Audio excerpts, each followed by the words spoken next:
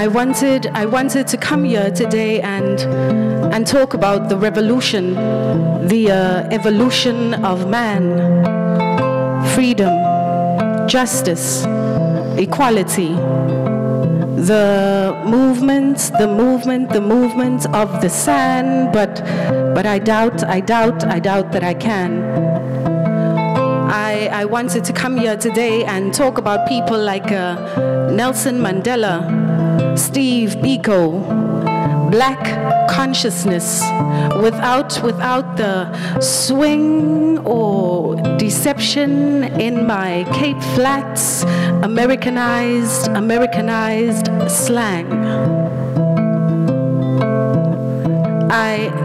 I wanted to come here today and talk about our fallen brothers, our fallen sisters, as if they were heroes, and their fearless persistence in the face of aggressive resistance meant something. Meant that their tears, the tears which were shed, which flooded shanties, which flooded townships, was not left in vain. But instead, it's been replaced by a rotten, decaying flesh, bloodied panties, the stench of death. There's been a bitter, sweet taste, just the slightest trace of a government's stinking, foul, corrupt, disposable waste that lingers like a fragrance. Dolce Gabbana, just in case. Have we forgotten our place? Have we fallen from God's saving grace? Our Father, wherefore art thou? I wanted to come here today and talk about us as if we were REM's happy, shiny people, peace-loving, but yet we are so evil. Meanwhile, the curtains drawn, the stage is set. This sickening sense purged in the back of my throat, wanting to emerge, vomit on a television set, radio, print, media, quota systems. I wanted to come here today and talk about slogans like Viva, Maibuye, Long Live. I wanted to come here today and protest and demonstrate. But instead, I'm left here reciting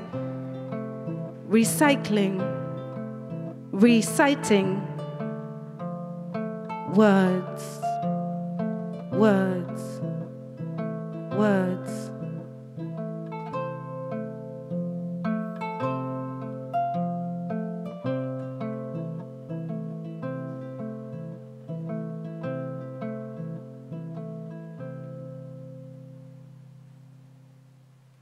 Thank you so much for having us here today.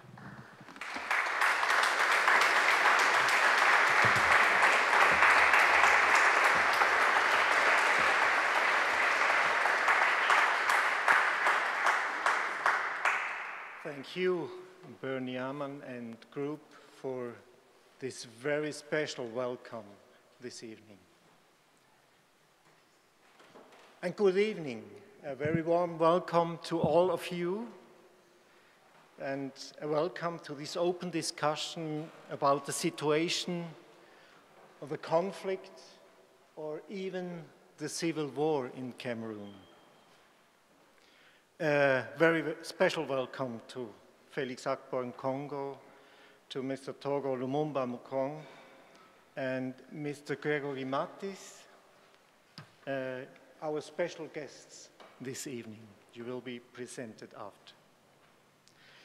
I'm Heinz Bissel from the Reformed Church of Bern, Jura-Solothurn, and I'm shocked. I'm shocked. There are 500,000 internal displaced persons in Cameroon, nearly 2,000 deaths, thousands of unjustified arrests, but no international awareness about the situation, and only a very few newspaper articles and radio broadcasts. It's a shame that in our times, at that level of means of communication, you need personal contacts to be informed.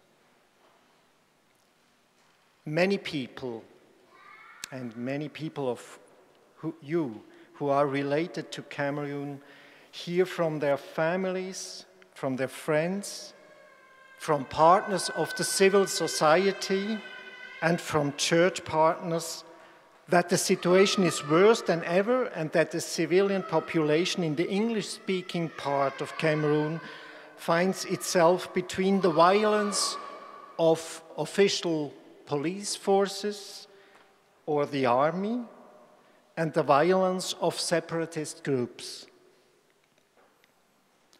The worry about the situation led to different initiatives, for example, to the fervent call of the Swiss Cameroon Crisis Group, and it led also to this evening. A spontaneous solidarity group, the Open Church of the Holy Spirit, the Öme Group of the Reformed Church of Bern, and the Reformed Church of Bern Jura-Solothurn are convinced that we have to hear the voices of Cameroon, that war is not a destiny. There must be ways to peace and reconciliation. And we are convinced that Switzerland has a special responsibility on this way. Due to the fact that there's a long cooperation with Cameroon of development organizations and church organizations from Switzerland. Due to the fact that many rich people of Cameroon from Cameroon have their bank accounts in Switzerland. Due to the fact that Switzerland is part of the Francophonie, the community of French-speaking countries, and due to the fact that Switzerland, as neutral country, is able to build bridges in complicated situations. I hope, and we as organizing groups hope, that this evening will be a contribution to make the conflict in Cameroon visible, and at the same time that this is a contribution to open ways for reconciliation and peace. I give the word now to Andreas Nuver.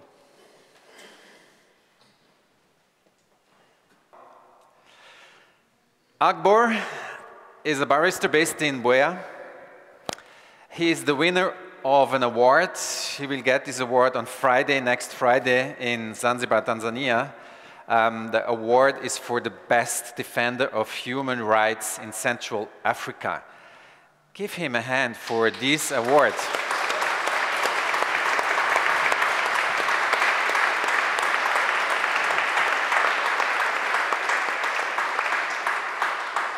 We are very proud to have you here. He is well known. He speaks about the conflict in Cameroon, not only in Switzerland. He has spoken in Canada, in the House of the Lords, in England, in the States, in the Parliament. We have been yesterday in our Parliament here. He has been in the Parliament in Germany.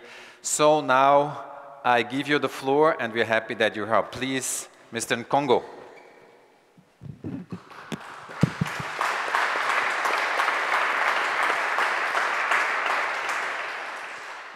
Good evening. Good evening.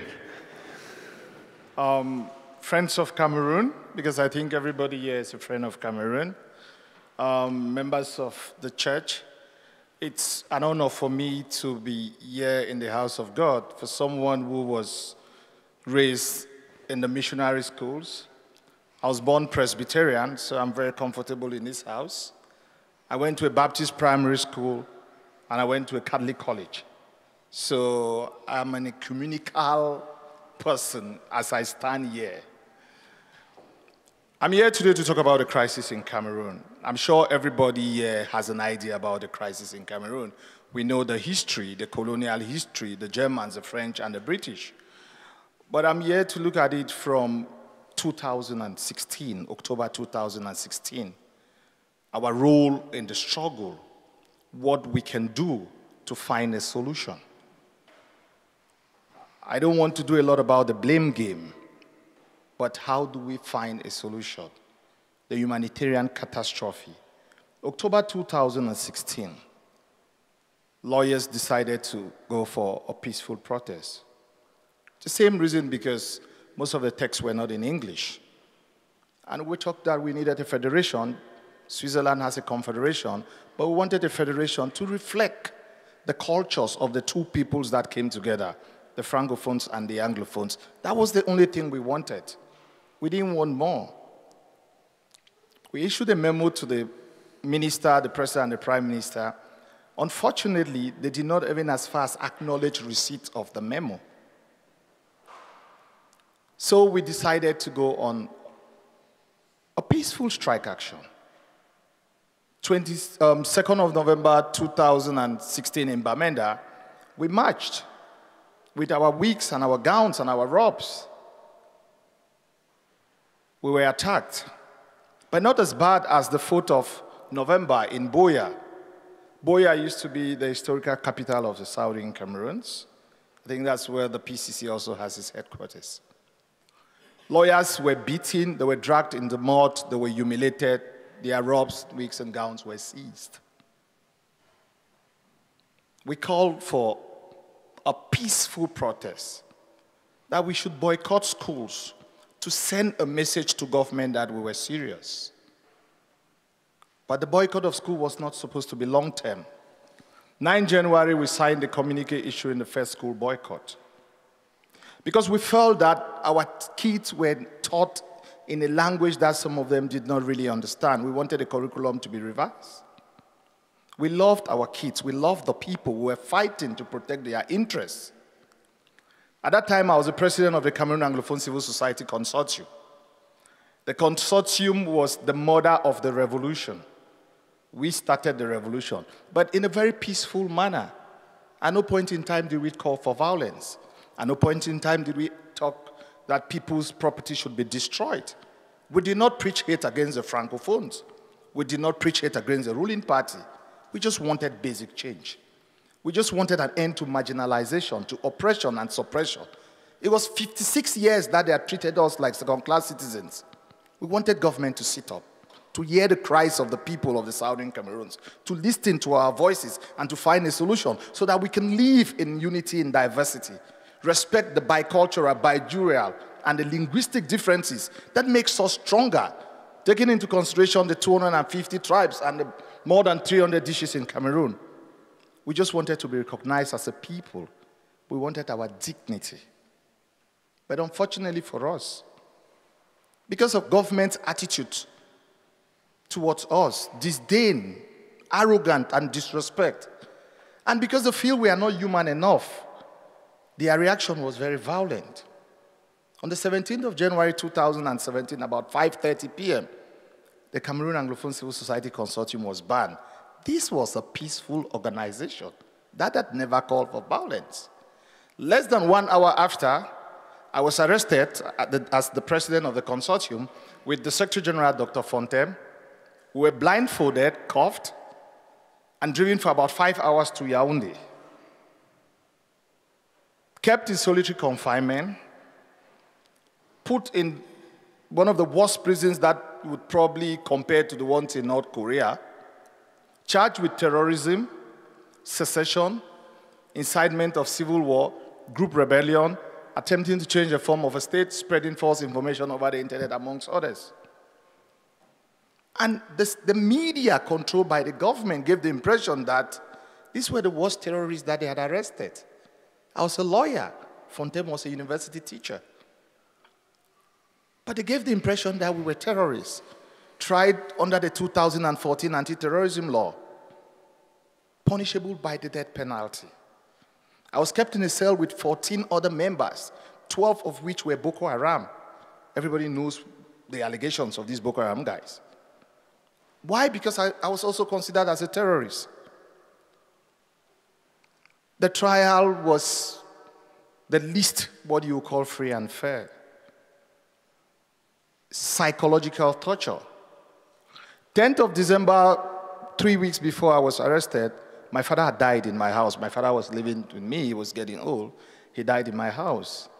And I kept him in the mortuary, planning to give him a decent burial, like every son would want to bury their father.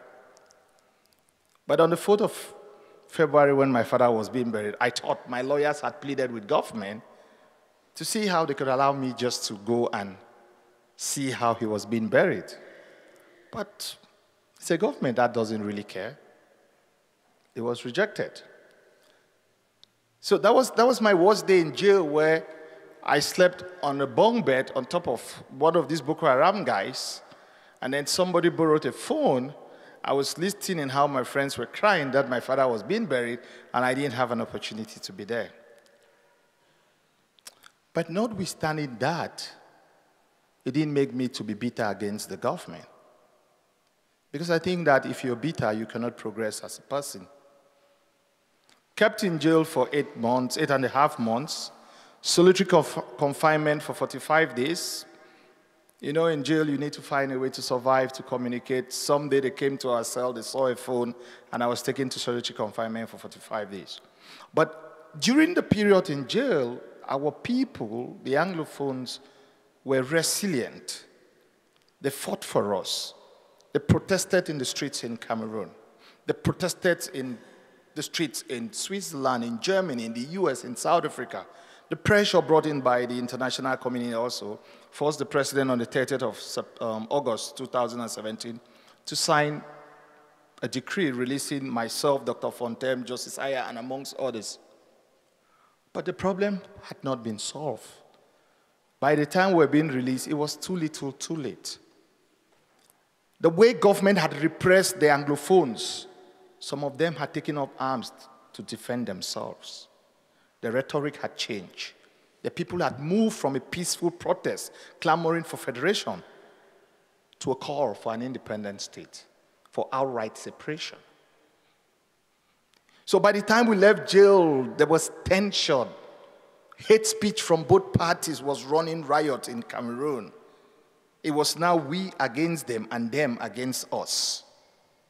The Cameroon we used to know had changed tremendously. Francophones against Anglophones, Anglophones against Francophones. It continued until when the president officially declared war against the people of Southern Cameroons.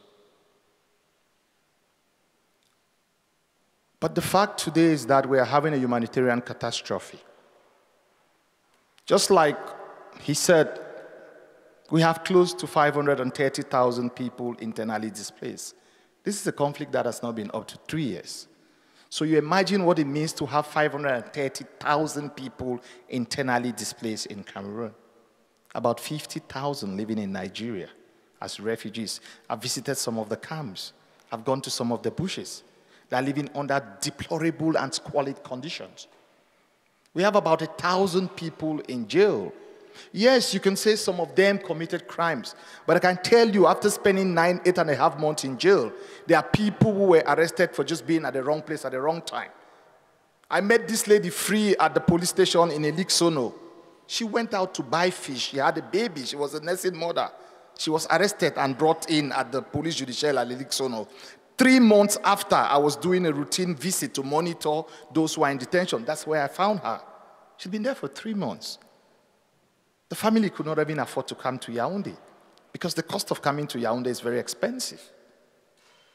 We have lots of young men and women who are in detention for no reason. This is one of the conflicts where you have at least 210 villages that have been burned completely. A kind of terrorizing the civilian population. We would teach them a lesson. because they support the separatists, we will burn their villages. Just imagine that a few of us in this house are not supportive of the Swiss government, and we live around this neighborhood. And you burn each and everyone's house. You don't even care whether some of the people who live in these houses support the government. Why do you collectively punish an entire people for the crimes that a few might have committed? The situation is extremely horrible. But whilst we blame government also, we need to be honest to say our people also, the separatists, are committing similar crimes. They're chopping off people's hands and legs. They're burning school skirts, preventing kids from going to school, kidnapping people, asking for ransom, creating a situation of mayhem and terror in the community. The average Anglophone is cut off between the forces of the government that represses them and the separatists who are also repressing them. The international community has to act. I expect the friends of Cameroon to do something. The church has always had this role to play. I was talking to my friend here, Lumumba, and I said for every 3 Anglophone or 10 Anglophone that I know, in any family and every family, somebody was raised by the church in one way or the other. Either you went to the primary school, the secondary school, or the high school, or you went to one of the churches. So we still respect the church in the Southwest and the Northwest. We believe that the church can play a role. Switzerland also has a role to play. You cannot be this neutral country that supports democracy, but you support dictatorship. You cannot pretend that you are fighting for us when our president spends all his time in Intercontinental in Geneva, where our ministers spend their monies there. They come and die here in Switzerland when we don't have hospitals in Cameroon. You have to hold your government accountable. You have to talk to your parliamentarians. There is a kind of a collective guilt. You also have to be guilty for what is happening in the country. You need to stand up. I know you would say Switzerland is a small country, yeah, but they're in the Francophonie. They have a role to play. Economically, they are strong. They can lobby other friends of Switzerland and other friends of the EU and the Security Council to do something to change the situation in Cameroon. Because if you don't do it, these people will migrate and come to your country. And I know those in the right don't like migrants, but you don't have a choice. You would have to deal with the migrants. Because the consequences of your policies, your support to the dictator, would spill over to these migrants coming to this country. I know you're doing a lot in terms of humanitarian support, but more has to be done. The picture on the ground is really, really bad.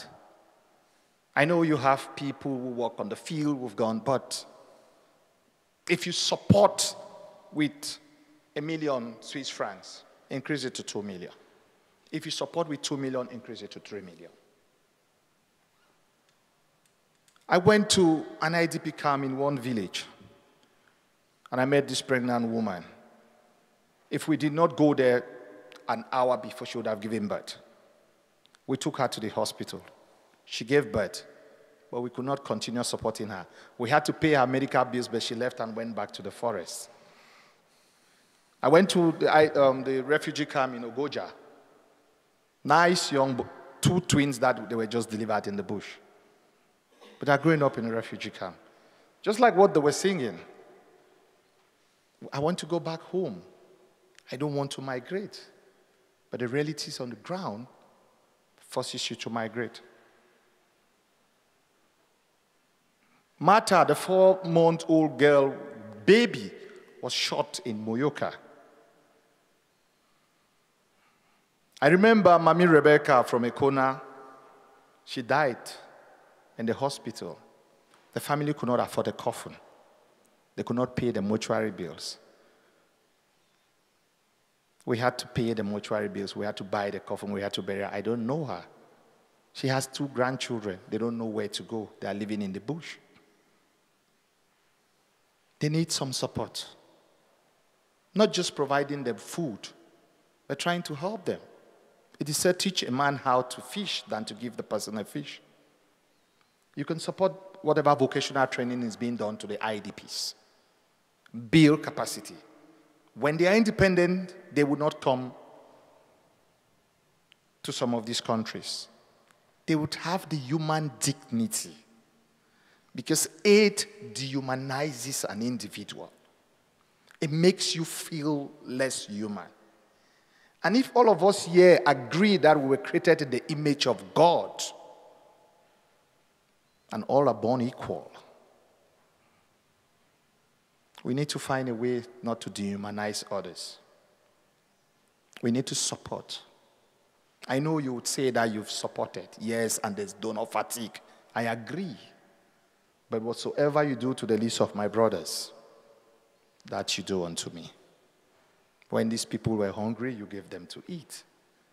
When they were thirsty, you gave them to drink. So it's a very holistic way of looking at the crisis in the country.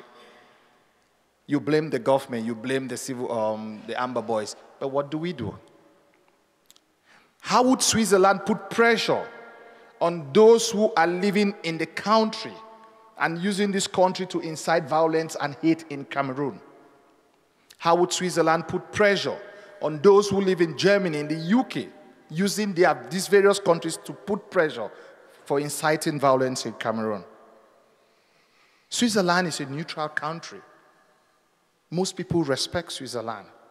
How can you start negotiating with both parties to bring an end to the crisis? Some of the countries cannot do it because of their colonial past, because their hands are soiled.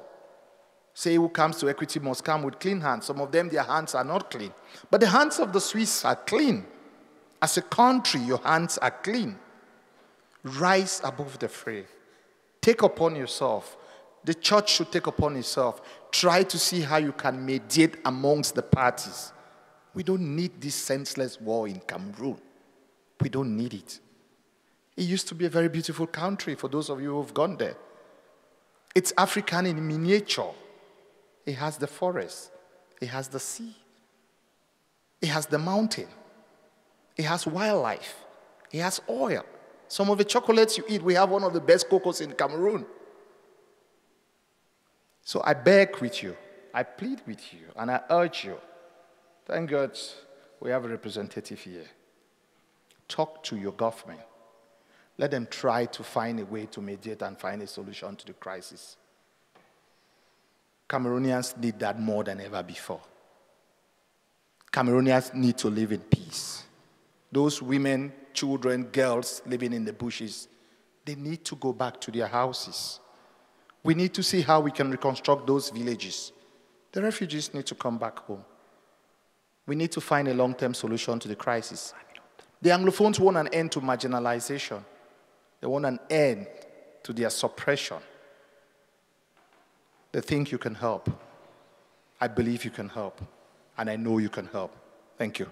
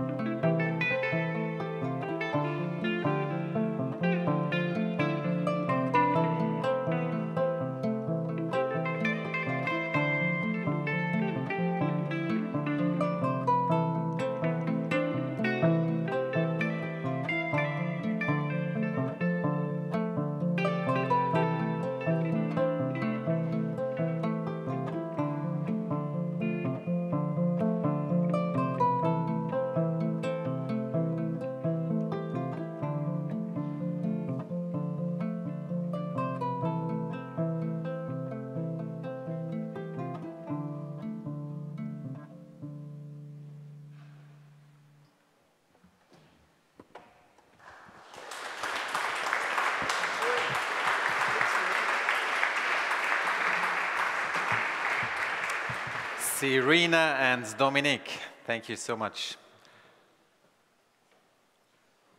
From Switzerland to Cameroon, there are lots of communication, a lot of roots, a lot of histories, a lot of movements together. Mission 21 and others are working in Cameroon since decades. The Presbyterian Church has some of the roots here in Switzerland and in Germany. That's why the relationship is very close. Even our parish has a partnership with a parish in Bamenda. That's why we have a lot of information from on a personal level. I'm very glad that Mr. Lumumba is today here. He coordinates all the projects of Mission 21 in the country, in Cameroon. He came for the Synod to Basel and will now speak to us. Please give a hand for Mr. Togo Lumumba Mukong from Cameroon.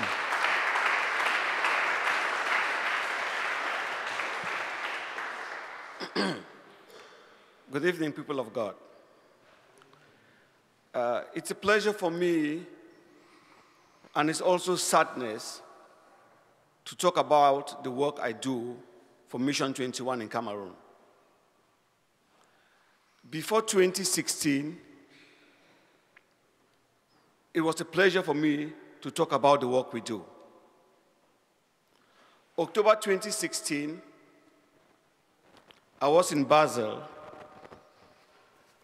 for our annual conference.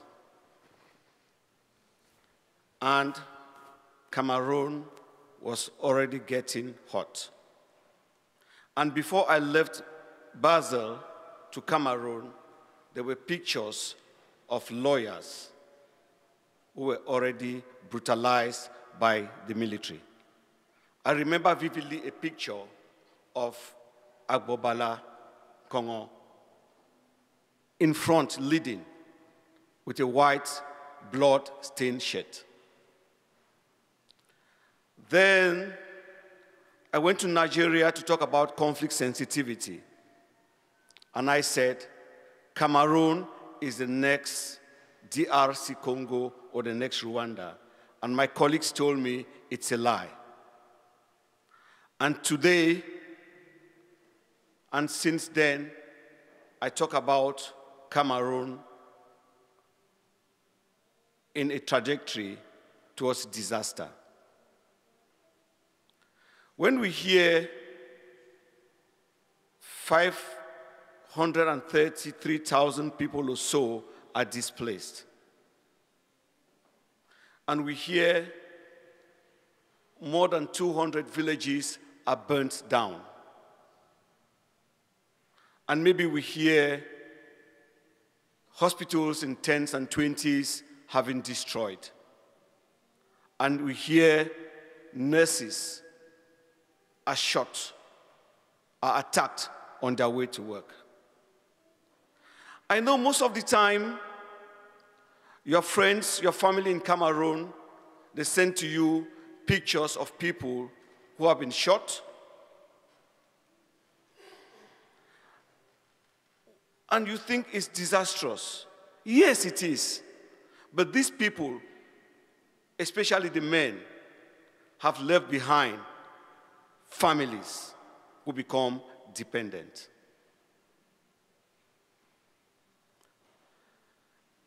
You hear of women, old mothers, burned in their houses. People in rural areas live on agriculture, and you hear of farms burnt and destroyed. Then, the picture we don't see, and we don't often see this, are the pictures of those who have been internally displaced. So it gives me all the time a headache, a heart pain to do the work I do.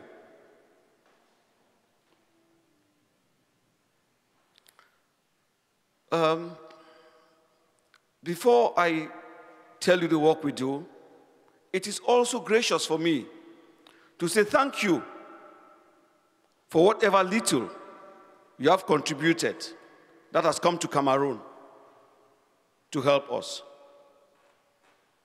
But like Barrister Nkongo just said, it's a drop of water in the ocean.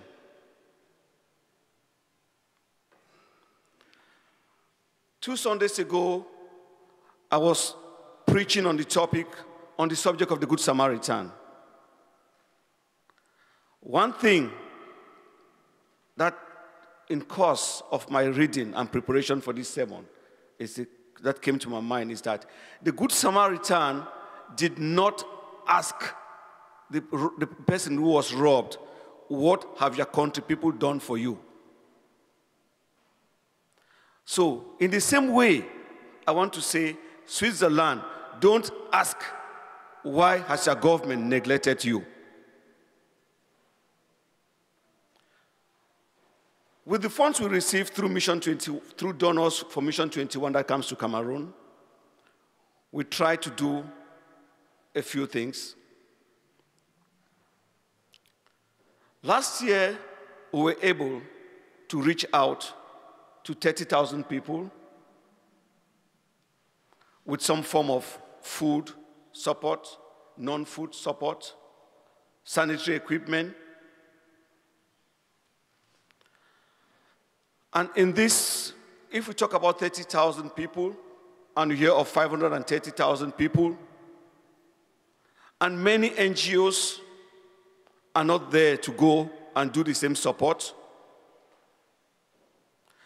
Cameroon-based NGOs lack the means, but they have the will, they have the capacities, they have the desire to reach out. And the UN always tells us on a quarterly basis about the gaps. There is a lot of gap. A recent report by the Norwegian Refugee Council called Cameroon the first neglected crisis. That's the country with the most neglected crisis.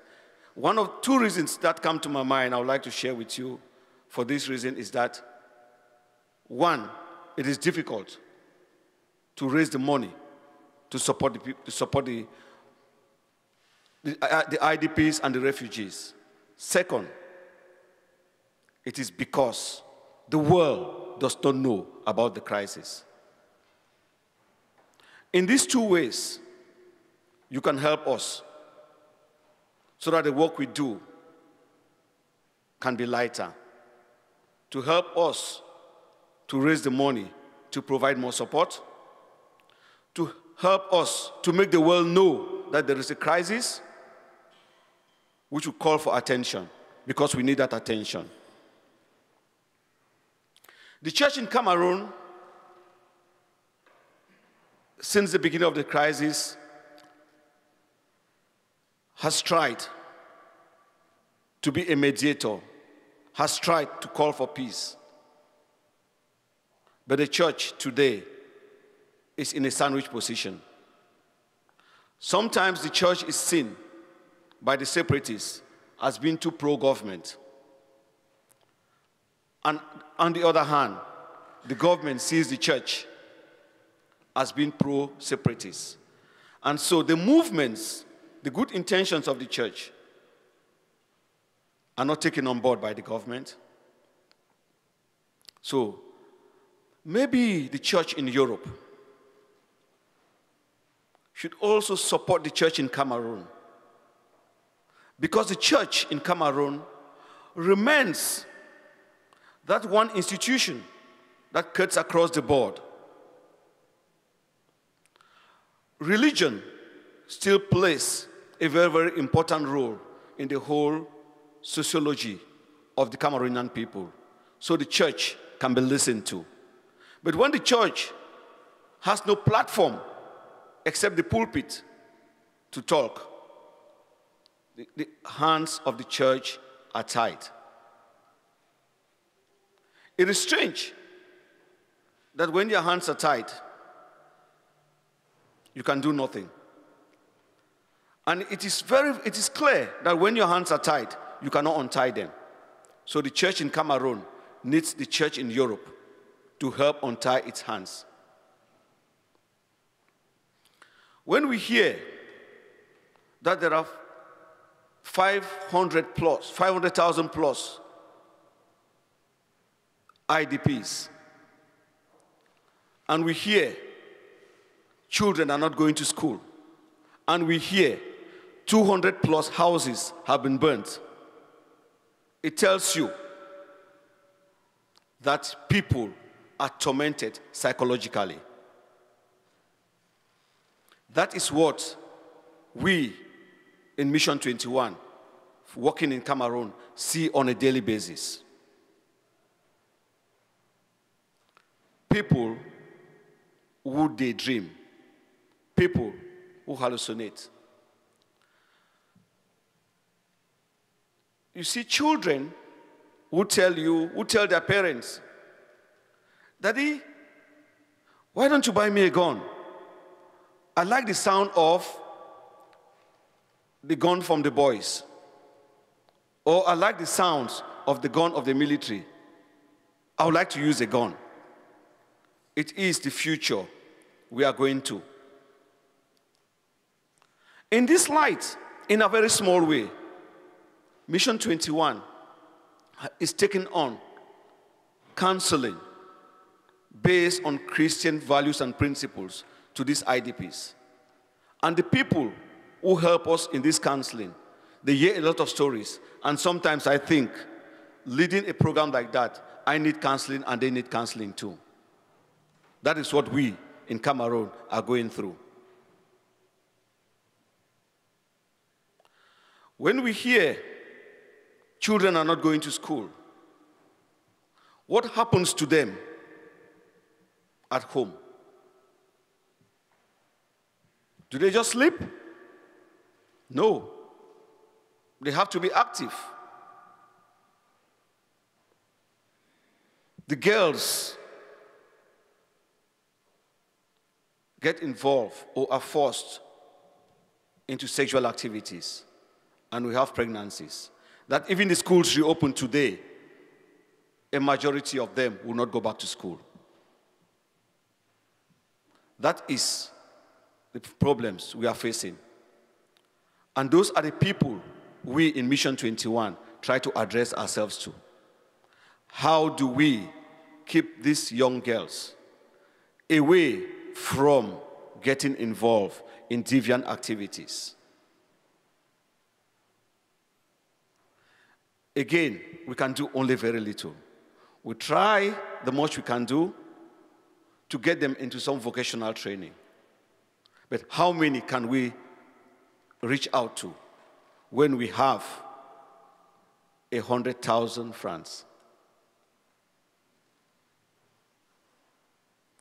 When these boys don't go to school, what becomes of them? Banditry? Or maybe they become recruits for the Amber. And today, we sit and do nothing. And tomorrow, we talk about child soldiers.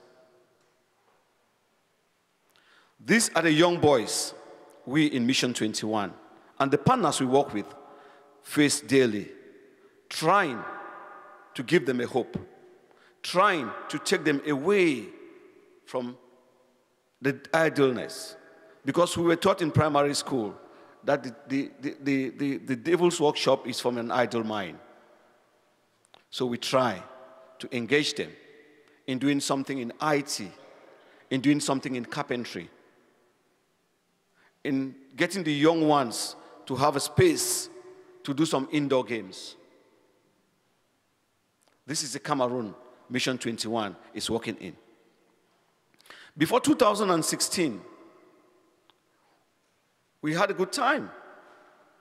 We could go, for those who know Cameroon, to Manyemen and have doctors there and see the patients and see whether there's water supply and see whether drugs are coming. But today, even the hospital is not working at full capacity. But we know that the people who used to come to the hospital are not all dead. Some are in the bushes. And so we have to go to them with medication. We have to go to them with health campaigns. That is the work we are doing. And that is the difficulty we are facing. We have no special security. I think God is our security, so we can still go. Maybe if we don't go, they will die. And maybe if we go, we will die along the way. But if we succeed, they will live and we will live. So we'll take the chance of going. Because if we don't go, somebody will die. So we also reach out to these people with medication, with health advice. When we look around and we see the mothers idle because their homes have been burned or their villages are deserted, and they come to town in the urban setting and they have nothing to do, it's already enough torment. These are women who used to go to the farm and were able to feed their families. But today, they are beggars. And I'll tell you one thing. For those who have been to Cameroon, you know, the Cameroonian woman does not beg. She fends for herself. But today, she is in Boya, in Victoria, in Limbe, in Kumba, in Bamenda, and she begs. What do? We try as much as we can to help them back into some farming activities. That is the work we are trying to do.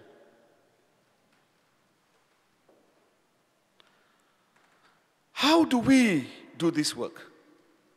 We try to do this work through local NGOs, through the church.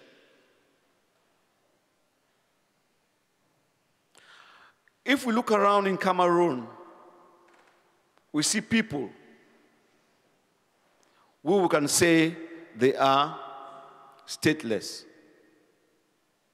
because we cannot identify them as Cameroonians. Because in the course of running away for your dear life, your valuable documents are not important. And these people, these documents are burnt. And in Cameroon, without a birth certificate, without an ID card, you are a nobody. You are not a Cameroonian. And if you accept that you are a Cameroonian, then you should, or you are already a criminal. These are the people we see. And these are the people we need to help so that they can gain their citizenship by getting these documents reinstalled. We expect peace. We expect things to come back to normal. And we expect people to seek jobs. We expect people to go back to school. And there are these people whose houses have been burnt. And the certificates they have acquired in life are burnt. We need to have them restored. These are the people we are working with. We are working with people who live in the bushes, who drink water from the same stream they bathe in. And this same stream, they use it as for laundry and maybe as a toilet. And this is the water they need to drink. And these are the type of people we try to help with tablets for clarification. We can talk about the problems over and over. I think maybe I'll stop here, and when the questions come, we can throw more light. Thank you very much.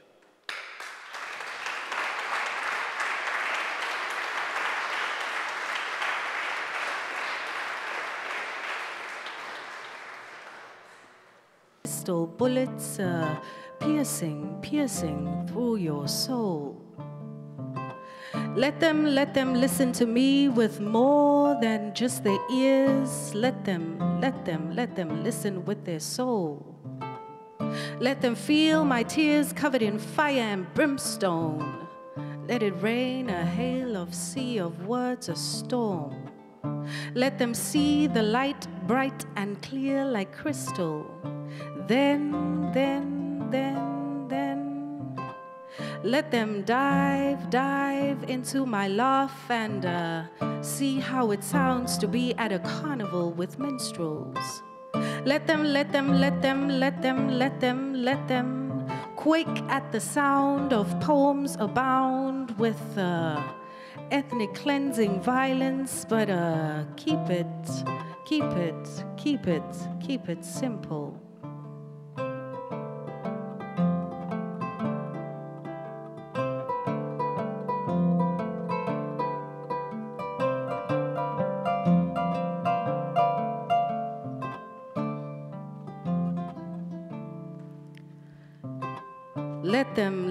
Let them squeeze me into their thoughts like the little dip in a cheek that folds a crease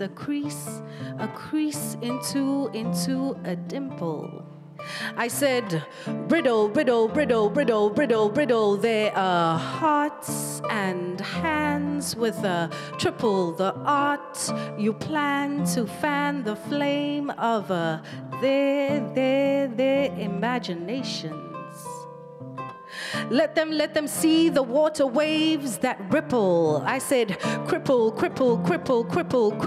their legs with a forward slash, awe and breath in the right space for awe and depth, but leave little unsaid.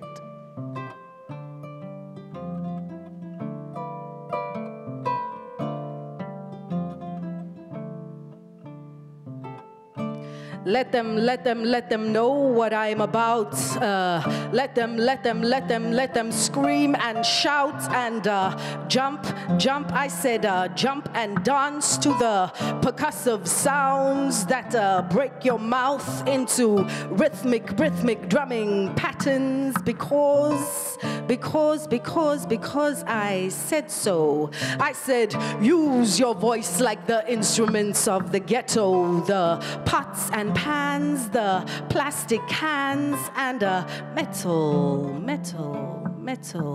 I said rattle their brain with the complexities of music and sound, not the 4/4, but the 3/4 or the 7 count, the kind that makes your shoulders rotate and your body quiver. No doubt these are sacred beatings, strictly speaking, drumming sounds that send you into epileptic seizures. You see, she is going into trance, and then explain the movement of your temple, your body, feet and ankle, when it finds the rhythm and the tempo of the earth to connect, and then let go.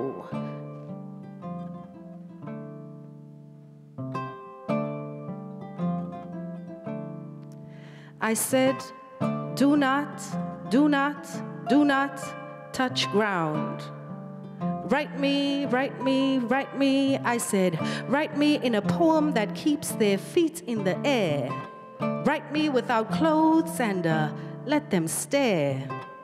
Write me in a 5-year-old child's drawings of their parents, like big gigantic buildings, till things change like the view of their perspective.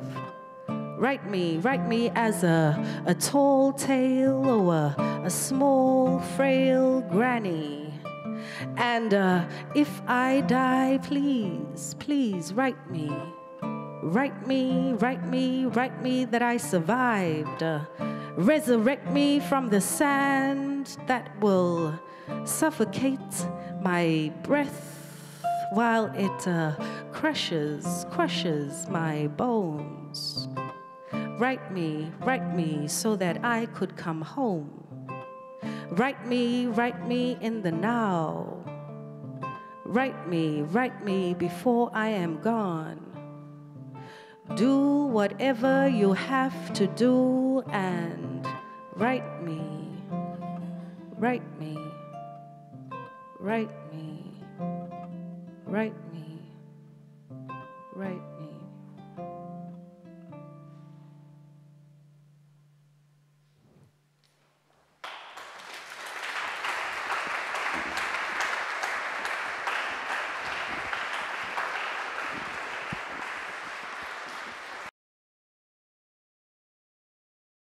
Mr. Mattis, you heard now about this situation in Cameroon. What do you feel, what do you think when you listen to these two gentlemen? And in this division, I'm responsible for Cameroon and several other countries. And of course, the situations that you are describing, we are following them from Bern. Our embassy in Yaoundé is closely following them. And it's of course, we're of course concerned as probably everyone else. The numbers are high, and well, what we don't see in Bern, but our representatives in Cameroon is of course the individual human tragedies. Probably what interests you the most are the key points of the Swiss engagement in Cameroon. Barrister in Congo talked about the catastrophic humanitarian situation. Switzerland is active in Cameroon since 2014 with its humanitarian aid. At the beginning, of course, it was more focused on the far north, the situation with Boko Haram. Now, more and more, well, a big part of the Swiss contribution goes to multilateral actors or NGOs, and it's more and more used also in the two provinces that we are talking about. A key issue from our point of view is the access for humanitarian actors. So we already had 2 months ago a roundtable organized by a Swiss partner and well, under Swiss organization with participation from Cameroonian ministries, humanitarian agencies, etc. And we'll try to continue that in order to assure access for the humanitarian actors. Second important part, you talked about diversity as a value, as a good. I think we can all share that in Switzerland. We only have 4 languages. You have 200 or something. Switzerland started a cooperation together with the National Commission for the Promotion of Bilingualism and Multiculturalism, which was created by via presidential decree in end of 2017. Yes. In this context, we are supporting the Commission with technical support. There is a delegate for plurilingualism from the Confederation. She was in Cameroon in January 2018, and the most important members of the Commission and their president, they were in Switzerland last June. They were received by the Federal Councillor Cassis and Maurer. And this is the possibility, or it was the possibility, to discuss about many subjects that are that probably are some of the causes in this conflict. And then there's a third part. As the barrister probably might know, those calls for support for a peaceful solution, we heard those calls. Switzerland has a tradition of its good offices. We're prepared to act as a facilitator between the parties to find a peaceful negotiated solution. And you will excuse me, as is the nature of such processes, it's a highly confidential process. It's a process that depends on the trust of the actors. What I can tell you is that on both sides, we already had first exchanges, first meetings, and I'm as optimistic as I can be that this is a path to find a peaceful solution. I think those are the key points. The rest of the bilateral relations between Switzerland and Cameroon, there's a variety of aspects, but they're probably not that focused on the situation. Thank you so much for these first words. I would like to open the floor. We heard the representative of our government, federal government, in the first sentences. Please share the mics. Do you have any questions or comments for one of these three? In the back there, we have somebody. My name is Christian Manner. Ich lebe seit 20 Jahren in der Schweiz. Ich habe das Glück, ja. Ich bin Kameruner und ich denke, die Meinung von Kamerun, die heute dargestellt wurde, ist nicht, was ich von Kamerun weiß. Erst, es ist kein Krieg zwischen Anglophon und Frankophon. Warum sage ich das? Kein französisches Dorf wurde attackiert von einem englischen Teil von Anglophon oder kein englisches Dorf wurde attackiert vom französischen Dorf. Es ist ein Krieg zwischen Ambaboy. Ambaboy ist die arme Teil von diesen jungen Leuten, die wollen die Unabhängigkeit und die Regierung von Kamerun. Und die Regierung ist gemacht von Frankophon und Anglophon. Wenn Sie übersetzen wollen, dann darf ich weitergehen. Okay, he's Christian, living... Ich bin noch nicht fertig. Also das ist nur mein erster Punkt. Oder soll ich fertig sein und dann... I translate and then you continue. Maybe if you reduce to 5 minutes. Ja. Okay. He's Christian, living 20 years in Switzerland.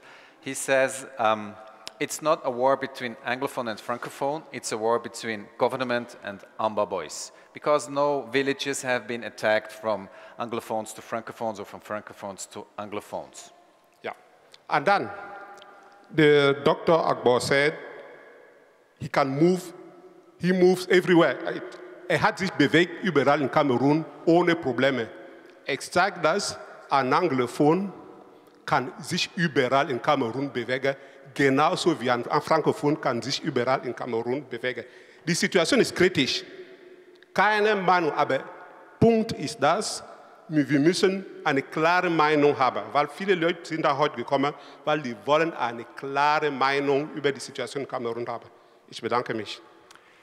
His second point, he says that barrister can move in the whole country as an Anglophone, so your opinion is we should not talk about war. Is that what you want to say? Because everyone can move freely. I give the word to Barrister in Congo. He was mentioned. Yes, the war, for the time being, I want to talk so that he gets to me. For the time being, it's not a Francophone and an Anglophone conflict. And I choose my words for the time being. But it's gradually degenerating into it. We have heard people make statements that Bamileke people should leave the Southwest. We have seen cases where Francophones are being attacked in Anglophone Cameroon. So it is getting there if we don't find a solution. And the fact that we can move around the country does not mean there is no conflict. It might not amounted to a war, or it might not have gotten to the stage of a war if you look at what international humanitarian law experts would say. But we are sliding gradually into a civil war. So, and to me, it's a matter about semantics, conflict, struggle, civil war, people are dying. So I don't bother the name you give it, people are being killed. If we don't find a solution, you remember that there was a village in the west sharing boundaries with the Bangwa land, that there were attacks already. They attacked Anglophones there. After Anglophones had moved and attacked some of them also, Bangure. So it's not Francophone, Anglophone for the time being, but my fear and my worry is that if a solution is not found with immediate effect, we might get to the Rwanda situation. I am hoping and praying that we don't get there. But if we don't find a solution, we might get there. Hello, my name is Linda.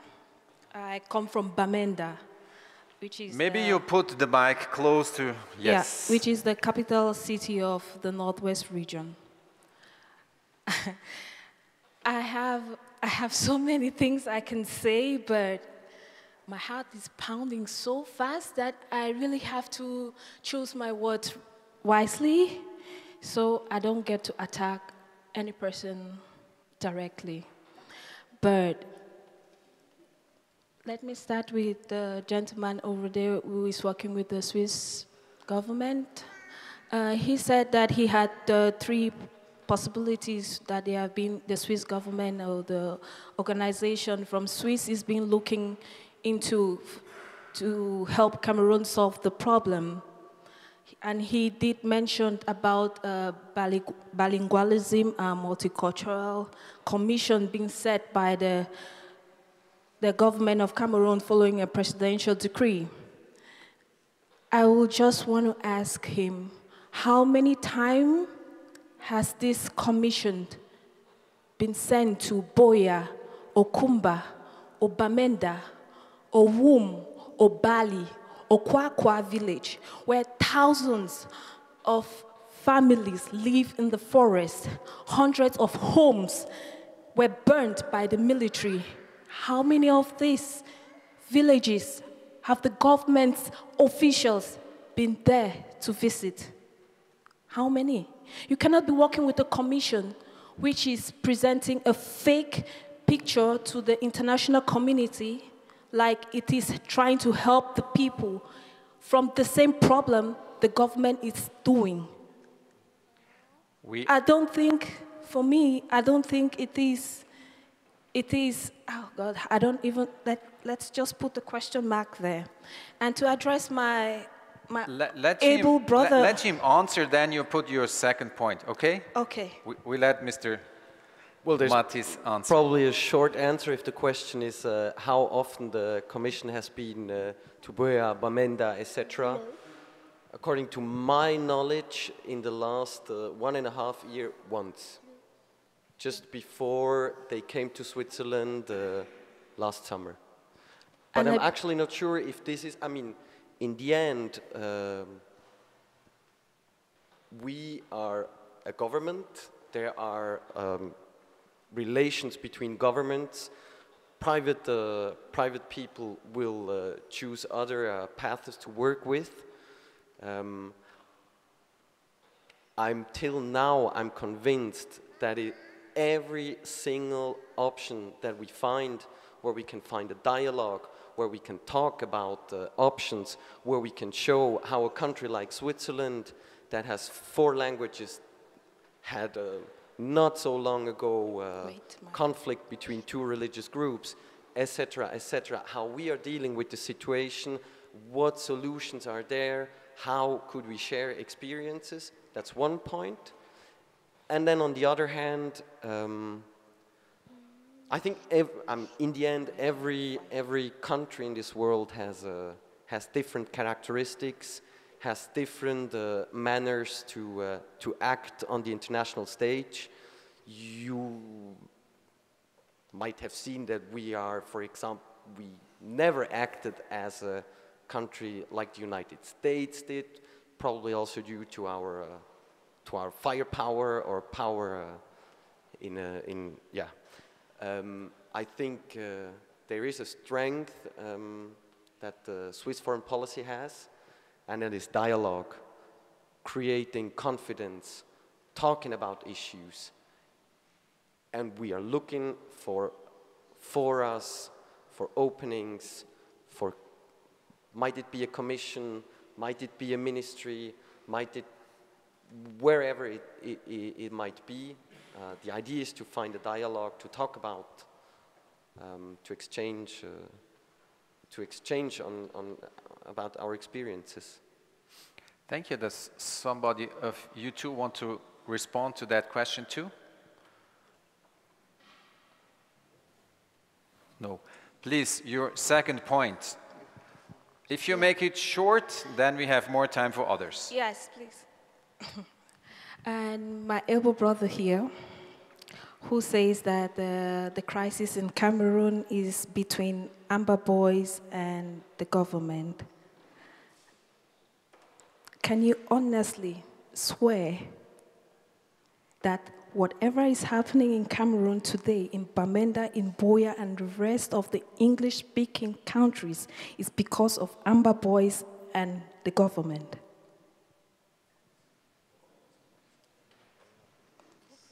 Who created Amber?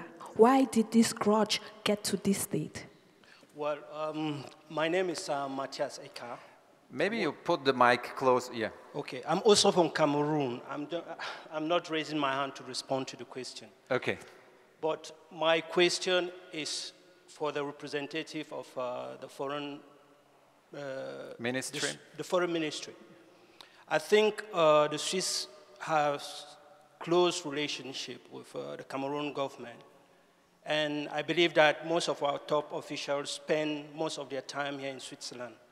A part of being a good office, as Swiss is traditionally using that good office in many cases. I think, have you gone to a different level to put pressure on the current government? Because the European Parliament recently, you know the resolution that was passed. And recently as well, the State Department also passed some sort of a resolution on that. I think the Swiss government got a very crucial role to play because we know that the government has a type of cordial relationship with Swiss authority. They live here sometime, the government ministries are here. So now on this second level, are you thinking to put pressure on the current government so that they can change their attitude? Thank you for the question. It's to Mr. Mattis again. If we're in official contacts with representatives of the Cameroonian government, we talk about those issues. Switzerland is talking, exchanging information, exchanging experiences. This is the strength of the Swiss foreign policy.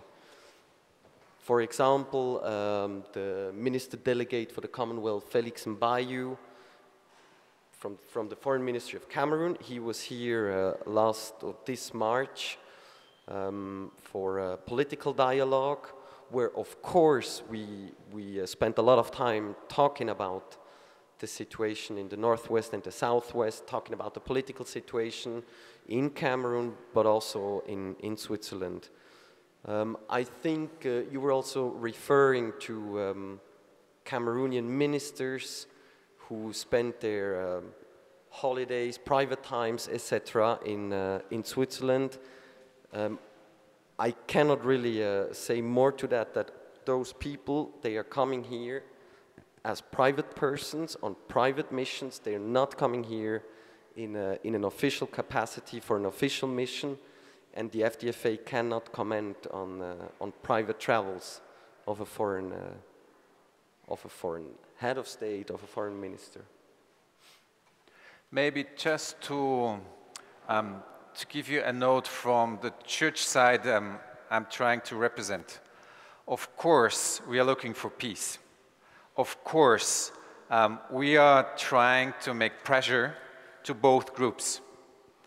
Of course, we have the aim of dialogue.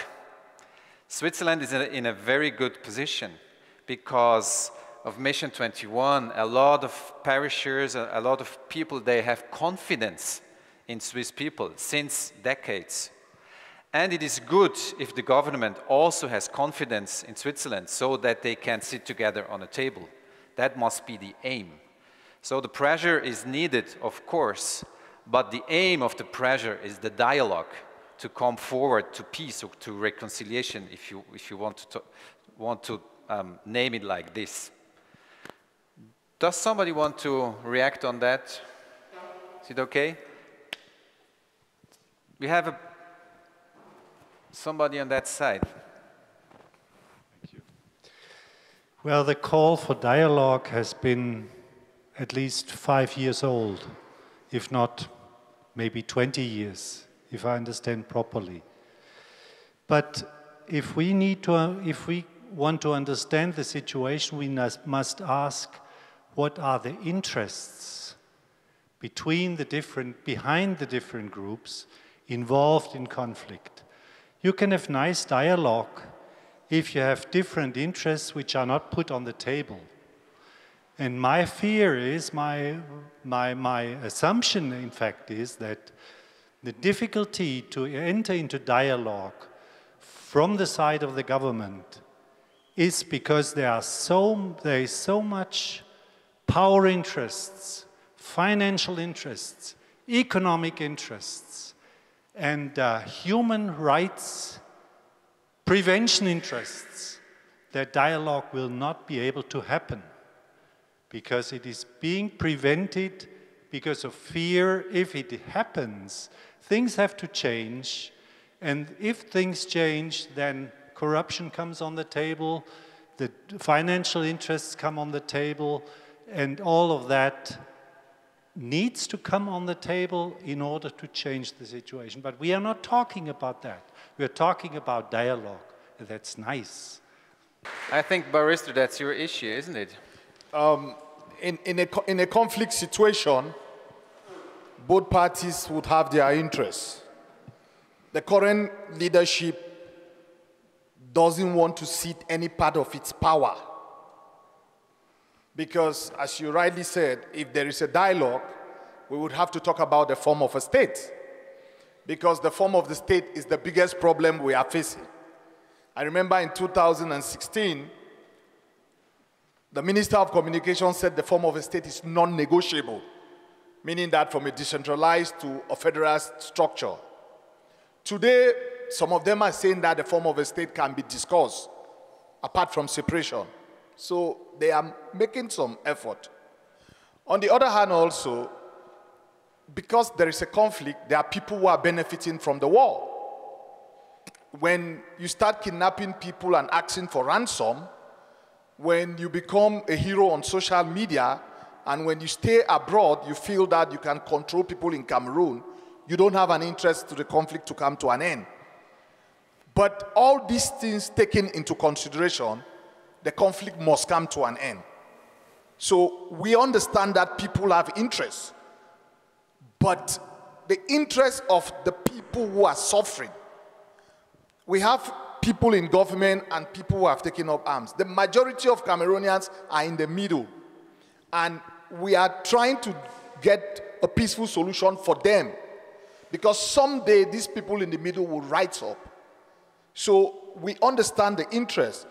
But in wars in Sierra Leone and in Liberia, where there was mine, there was diamond, people had interest.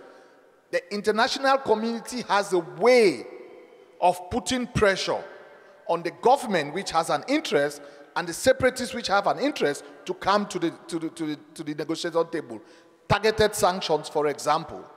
By the time they start preventing people from traveling, they block their accounts. By the time people who are living abroad and using their countries to incite violence, they are prosecuted, they are indicted, they would have to start talking. So if we just go under the guise that people have interests, so they will never talk, we will never have peace in the world.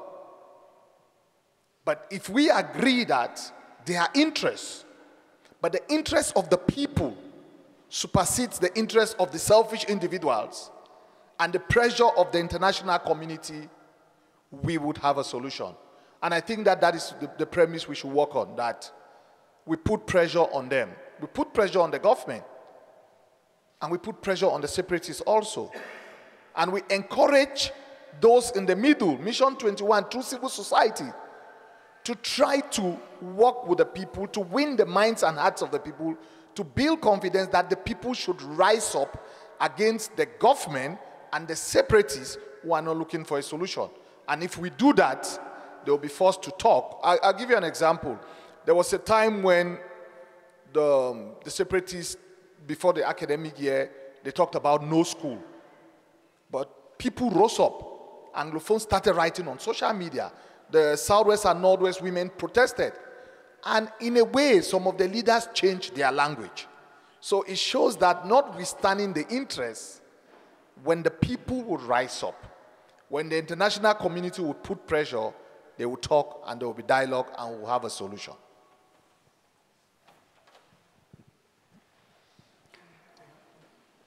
Please, this lady over here, then we have this gentleman in the back. My name is Sylvie Thomas. I've lived in Switzerland for the past 17 years. And I come from, born and bred in Boya. My parents originally from Bamenda. My question is directed to Mr. Lumumba. You've been talking a lot about aid to the IDP. So I want to find out, those of us living in Switzerland, how do we help? How do we go back to our communities to gather people, to contribute something to help the people who are displaced? Is there some sort of an organization? Do we have to come through you? Or what do we really need to do? What do you need from us, especially the friends of Cameroon and the Cameroonians living in Switzerland? Thank you, sister. The issue about supporting the IDPs, it's actually something that should come from the heart, as it seems it's coming from your heart. To tell you who to give your money to, it's a different question. If I say give your money to Mission 21, it's because I know we can use your money well, but we are not the only people working on the field. There are other local NGOs working in the field to whom you can give your money. And you can as well, through Mission 21, which is very, very good for us, to say, okay, we as a community from Bécy, from Com, we have X thousand Swiss francs. We want it to be used for our people in Com, so we want it to be used reliably. We can do that for you.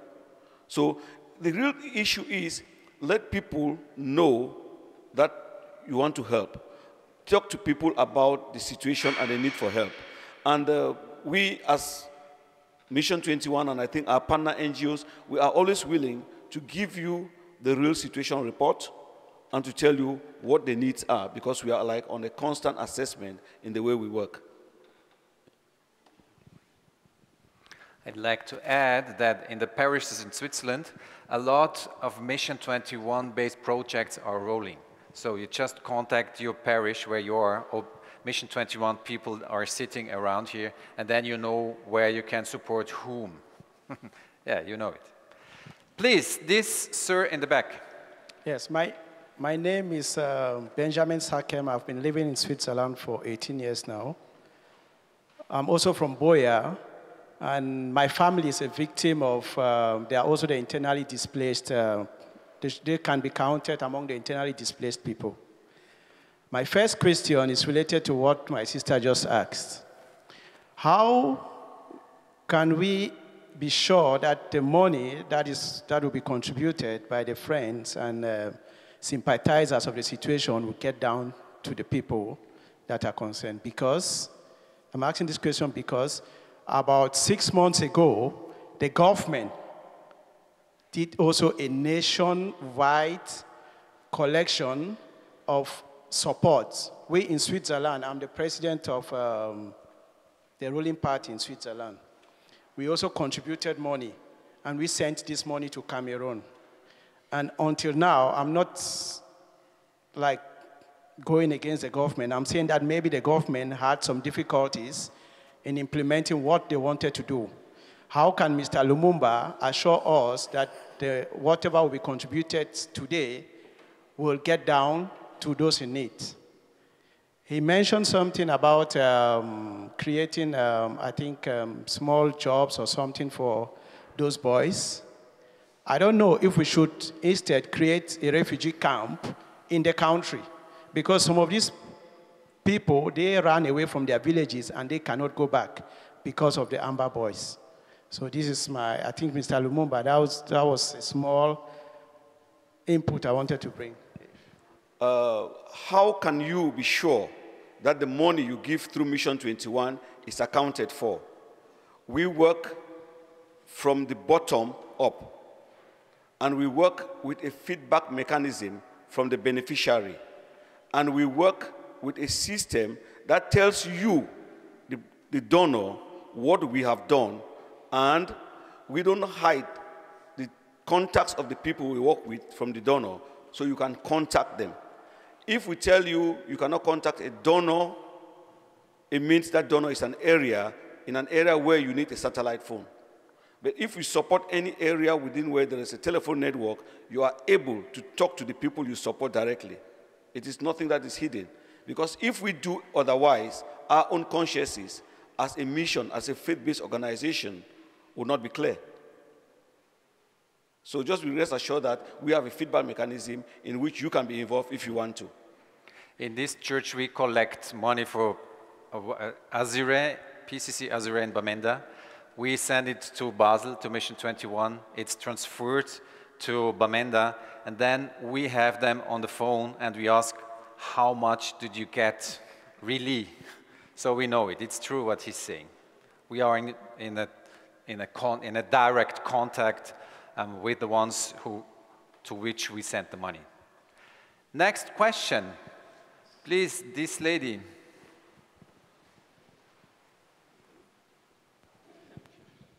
I'm called Besem Ojong. I live since 14 years in Switzerland. And it's just interesting, the whole situation. I knew when it started, it was about presidential election, and the Anglophones wanted to have a president, you know, and it started all like that. And then finally, the president won again, and the English people who wanted to have presidency, they didn't have it. And then the French people sent armies to an English part of Cameroon. They started fighting against the English people. And then finally, now the Amber Boys are angry because the army people from the ruling party, they are killing the people and destroying the people who wanted to take presidency so that they shouldn't succeed. And now the Amber Boys are very wild. And now they are fighting against these army people. So my problem is, how can the international organizations help to be able to cool down these Amber Boys so that it should stop? Or how can there be a solution in this part? Because it's not about just helping. The people are running away. They are living in the villages. They are hiding. So many people have been killed. All those who wanted to stand up to be president or to have a ruling position, they are now hiding in various countries. And then their families are there. They are being destroyed from the ruling party because they don't want them to come up.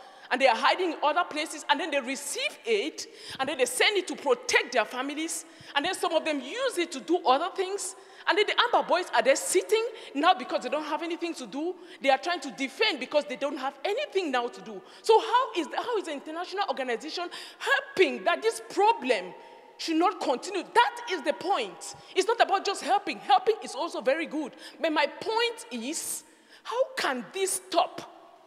Because if you're helping and it's not stopping, it's always popping up. There's something always popping up. How can it be stopped? That's the point. That's my question.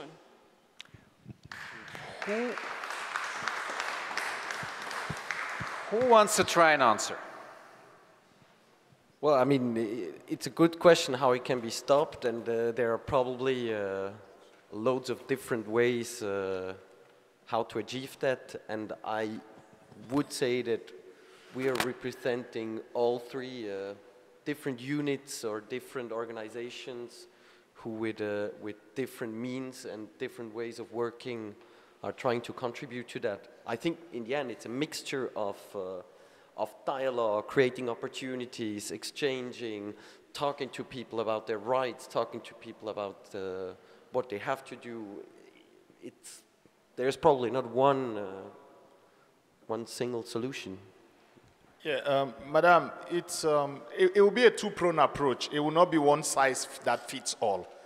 There's a crisis going on, it has to stop. But the crisis will not stop tomorrow. If we start negotiations today, it will take about 3 months. So what do? Would you not support the people who are suffering while you are negotiating? So you have to look at the long-term goal, which is to find a solution. But you need to provide people with food tomorrow. You need to provide people with shelter this night. You need to provide legal services for those who have been unjustly detained. So you would combine all these approaches together to get a final solution. So yes, there's need for dialogue, there's need to put pressure so that this conflict comes to an end, but there's also the need for Mission 21 and the other humanitarian organizations providing support on the ground to keep on doing it on a day-to-day basis. It's difficult for each dime to be accountable for. The UN has not succeeded in doing it, but I think that 95% of what it's saying is accountable for, and it gets to the people, you know. It trickles down to the last persons, and most of them, to be honest, they appreciate the support that is coming from all over the world. So keep on doing what you can do, and also try to see how you can contribute in your own way to find a solution. You might know an Amber Boy, you might know somebody in government, you talk to them that enough is enough, we need to find a solution. So it's not a particular person or group. The solution would have to come from all of us Cameroonians. We would collectively work towards having a solution. If we outsource it to a group of persons, we might not have a solution. So each and every one has a role to play for us to come out of this crisis.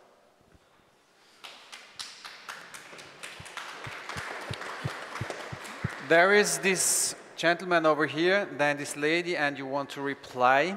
We try to finish at 9, so we have 11 minutes left. Yeah, my name is Guy Thomas. I lived in Cameroon some years ago and have been traveling there regularly and know Agbobala for the past 25 years or so. The last time we spoke in Geneva, we talked about something that's very important, and it has to do with dialogue. To my mind, right now, there is something close to an impossibility for dialogue. Why? Because there's a fraction, or many factions in Cameroon, which fall under the label non-state armed forces. And these non-state armed forces are so fragmented that it will be very difficult to identify who is representative to actually engage in a multilateral form of dialogue right now. Now, we had this conversation. I'm going to ask the question to Agbobala. You sit down, think about it first. I'm going to also ask a question to Mr. Mattis. I am working for the International Committee of the Red Cross in Geneva right now. They're trying to set up 2 sub-delegations, one in Buea, one in Bamenda. This decision was authorized by the Cameroonian government on the 15th of April of this year. Now, I would think that part of your concerns, because we also work quite closely with the Department of Foreign Affairs in the Swiss government, should be also to engage and observe how this is actually happening. We were talking about the IDP issue. The International Committee of the Red Cross is one of the organizations with the highest level of expertise in dealing with IDPs as part of its mandate to actually engage with the migration and forced migration and refugee issues. So this would be interesting to see to what extent you're trying to enable this subdelegation culture and their positions and their roles to actually be stamped into the ground and still to be supported by the Cameroonian government despite the very controversial nature of where they stand. So I'll just leave it there. I'll ask Agbobala and I'll ask Mr. Matis to try and see if they have maybe a few points to raise about these questions. Okay, with regards to the many factions, we had always said there is a need for an intra-Anglophone dialogue. There's a need for an Anglophone General Conference. And that's what Cardinal Toomey was championing. Unfortunately, for the first time, government and the separatists agreed on one thing. They agreed on the fact that the conference should not hold. So you see the people who don't want us to come out from this crisis. That was an opportunity for Anglophones to sit and talk and agree on a common position if they were to go to a dialogue table. The mayor of Boya threatened, the government did not give authorization, the separatists also threatened to kill people who attend the conference. So as we speak now, the conference has not taken place. But I think behind the scene, there have been calls for a dialogue unity. We are splitting more than we were a year ago. But the general interest of our people would force the leadership to come together. And I don't believe that it's enough argument for government to say they don't know who to talk to. They have people in the Anglophone community that they can talk to. You must not only limit your talking to the separatists or to those who are clamoring for federation. They are moderate in the separatist movement. They are moderate in all the movements. So isolate those who are very extremists. Start talking with the middle people who are willing to listen. After a particular point in time, the leaders would be on board. But if we just say, because we are too divided and we don't have anyone to talk to, then we are going to the route of Sudan or Eritrea where people will fight for 20 or 30 years. And I hope that we don't get there. Yeah, I think the barrister is absolutely correct. And I mean, we have probably seen it in loads of contexts that dialogue is always or nearly always a really complicated business. And we never know at the beginning where it will end. The second point, I'm not sure if I really got your question. Would say, I mean, if the question concerns Switzerland involvement concerning IDPs, of course, in the part of let me just repeat. There is a close connection between operations of the International Committee of the Red Cross and the Swiss government. And there are a lot of negotiations at levels of diplomatic concerns and so on and so forth. So I'm just asking the question through the Swiss embassy in Yaoundé, whether there are enabling efforts to actually strengthen the position and the activities which are supposed to be not just carried out from Yaoundé, but right within the Anglophone zone from Buea and Bamenda. I'm really sorry, but that is a question for the experts on the one hand that are in Yaoundé at the embassy, and on the other hand from the Swiss Humanitarian Aid Agency. I'm not really in a position to give you, you're probably, you probably know more about that than I do. Please, this lady. Good evening, everyone. My name is Sanam, and it's not really a question I have, actually. It's more like a general knowledge I just want to throw to everyone sitting here, because from the way my brother from the French part of Cameroon and my sister from the English side have kind of put this situation, they've made a blanket statement about the situation in Cameroon, which is, if I was not a Cameroonian myself precisely from the English part, I would be confused. I would be asking, so what actually is the problem? Because someone is saying, movement in Cameroon is free, there is no problem. Another person is saying, it's because we wanted another president, that is why there was a crisis. First of all, Cameroon is a bilingual country. There's the English part and there is the French part. The English part is just 2 countries. And the French part, they are the majority. So the problem started because the English felt like the French were trying to implement the French lifestyle into the English lifestyle, which we did not want. It started with the lawyers because the French wanted their style of law to be implemented into our English courts, which was not accepted. And our lawyers were beaten, they were degraded, they were treated like dogs, and people became really upset that the government really does not care about us. That is the core problem of this whole issue. Now, we called for dialogue, and they would not even speak to us. They see us like, you know, just like second-class citizens. So that is the main reason, not because we needed a new president or something else. And our president in Cameroon is frequently in Switzerland, precisely in Geneva, in the hotel, spending lots of money, you know, that is meant to help the poor, which I was just hoping that maybe, because he frequents this place, maybe the Swiss government would find a way to hold him on one of his luxurious visits, put him down and really at least let him have a dialogue with the English part, because he has, first of all, not even recognized the issue. He has not mentioned anything. Now, my brother from the French part mentioned that the war is between Ambazonia boys and the French government. Ambazonia boys came about as sort of a rescue team for the English part because they were raping our girls, they were locking up and beating and murdering our boys and mothers and fathers. And a group of boys decided to stand up and put their lives on the line to fight the military to try to push them back.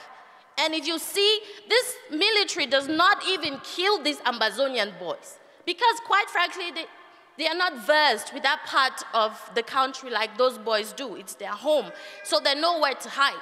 So when those boys attack the military attacks the citizens, which makes life unbearable for our mothers and our fathers back home.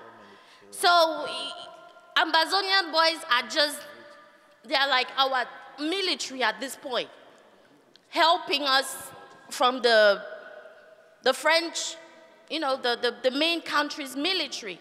It's not like they stood up, it's not like a group of boys stood up one day and decided, oh, we don't want this president anymore, so we're going to fight. That is not how this whole thing started. They came about as heroes just to protect us and our mothers back home.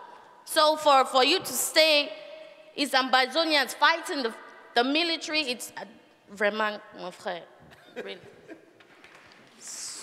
Somebody wants to react. What did she say that way? I'm not saying anything to react.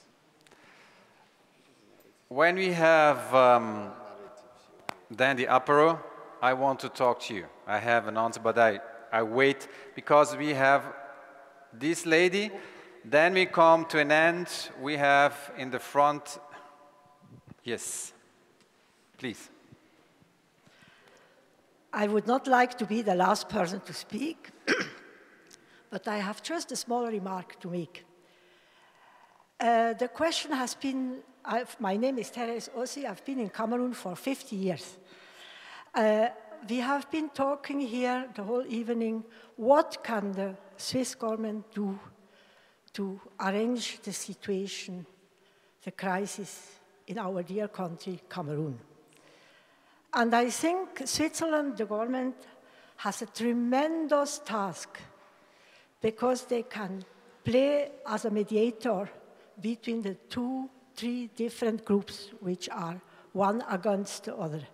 Why? Because Barrister Agboro has said something very good. Our hands are clean, more clean than the hands of France and Britain in the question of the colonialism in Cameroon. We all agree. And I think if the government takes this one serious, try to discuss, try to put pressure on the groups, not only the government, the Ambazonians, the separatists, the people in the middle, as you said, and things may work. I still have hope that the war we have now will end. But I have a small question. Are our hands in Switzerland really so clean? why do we still fabricate arms, which are sent to many countries in crisis in the world, and maybe through mediators, even to the Amazonians and to Cameroonian government? I don't know. Thank you very much. Thank you.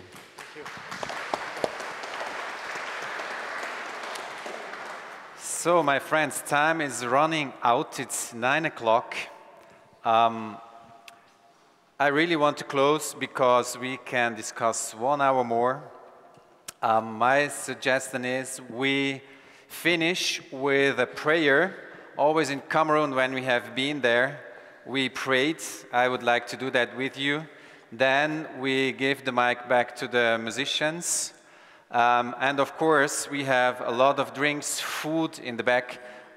We can continue to find solution, discuss the issue.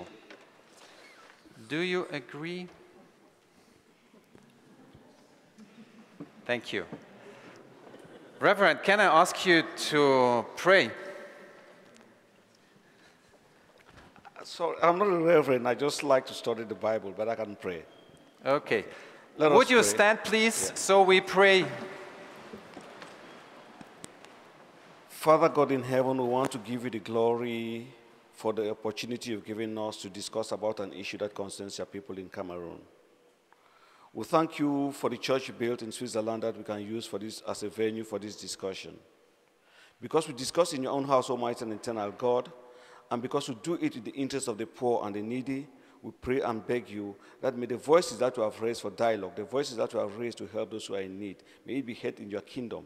And through this, Almighty and eternal Father, may you impact on those who can make a change so that we can see a change of justice and peace in Cameroon. This we ask in the name of your Son, Jesus Christ, our Lord. Amen. Amen.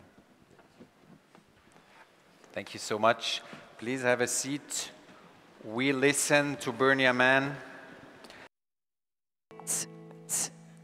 Yeah. Hello, Bernie. Finally. So this last song that we're going to do, it's called Black. And I'm from South Africa, a country known for its very well-developed apartheid system from years back. And it deals with the song deals with the questions of race, identity. I always find myself thinking, what makes me black? What makes me South African? This question of who you are and us versus them. So, yeah.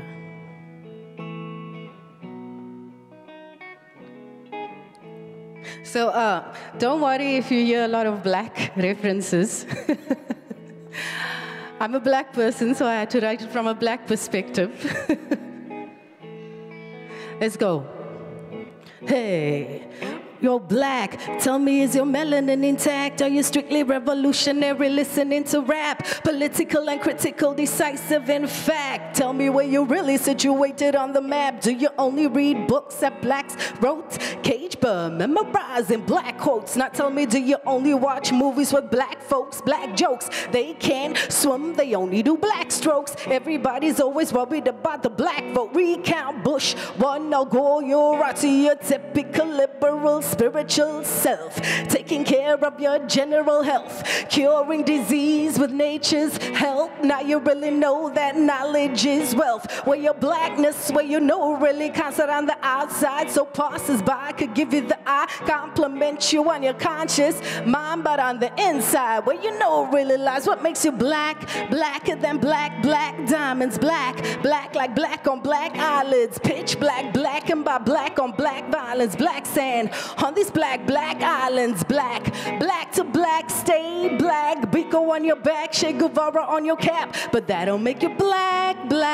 Don't wear your consciousness like a head wrap. Hey, yo, black, tell me, is your melanin intact? Strictly revolutionary, listening to rap. Political and critical, decisive, in fact. Tell me where you're really situated on the map. Do you only read books at Black's throats? Cage bird, memorizing black quotes. Now tell me, do you only watch movies with black folks? Black jokes, they can't swim, they only do black strokes. Everybody's always worried about the black vote. Recount Bush, one or Gore, you're right to your typical liberal spiritual self. Taking care of your general health, curing disease with nature's help. Now you really know that knowledge is wealth. Where your blackness, where you know really counts out on the outside, so passers-by could give you the eye, compliment you on your conscious mind, but on the inside, where you know really lies. Blacker than black diamonds. Black like black on black eyelids. Pitch black and by black on black violence. Black sand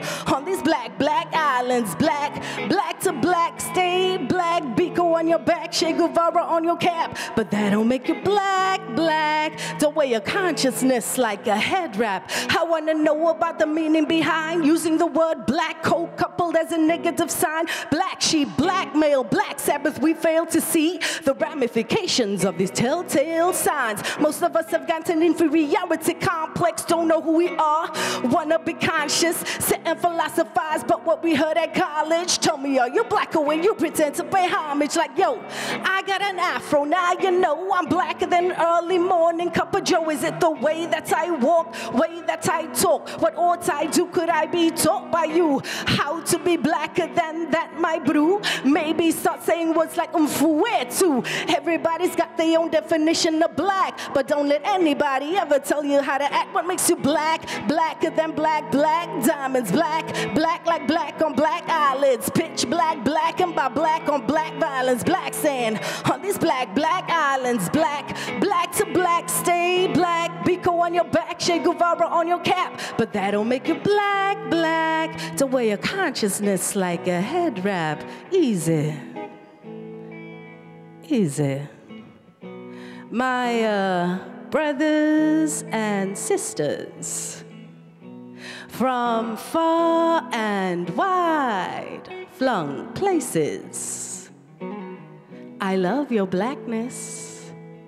I love your blackness. I love your blackness. I love your blackness.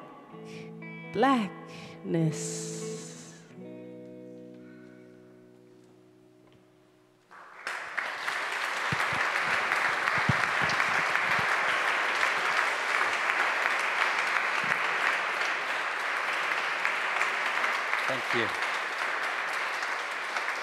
Berniaman and Dominic from Cape Town and from Switzerland. Thank you for the speakers. Thank you for the organizers. Thank you to the people back on the bar. Thank you for the filming team. Now you're invited to continue talking, discussing. You can give some money if you like it. If you don't have money, it's okay. But join now some drinks and food and have a lovely night. See you next time. Bye-bye. Thank you.